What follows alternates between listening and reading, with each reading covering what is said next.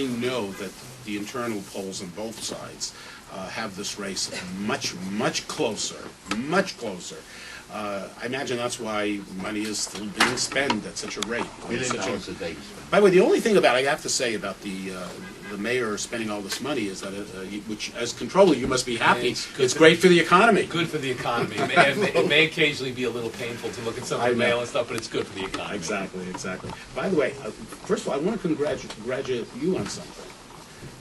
You know, one of the issues going back a number of months ago, when the mayor first introduced his budget, you know, the mayor excluded the vouchers, the, what do you call those vouchers? Priority 7. You got it, Priority 7 vouchers. One of the few things that actually helps our community, you know, that actually helps people in our type of community, it was left out of the budget, completely, totally. I know we are living in... It wasn't left out, it was cut out. Cut out. Okay, it was cut out of the budget. It was not, thank you, you're the fiscal guy. It was cut out of the budget.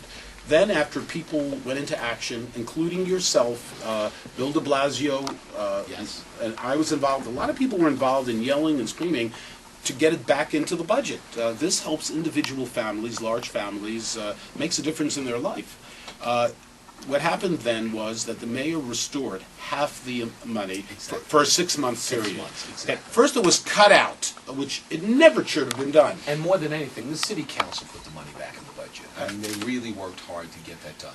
But now I have to thank you because word is, you know, the mayor's been meeting with different Jewish leaders, Right. basically committing, I think it's pretty much of a done deal that the rest of the money, because a lot of people were nervous, including myself, saying, yeah, he's putting it in for 6 months. What happens after 6 months? There's a $4 billion deficit, so he's going to put it back in half of it, and then he'll say, you know, go jump in the lake. And the other... So I have to congratulate you, Bill, because I think it's only because of you the mayor has put it back. So congratulations before you're even mayor. No, thank you. And the one thing about this, it was a cynical thing to make the cut, to then have the money restored, only to restore it for 6 months.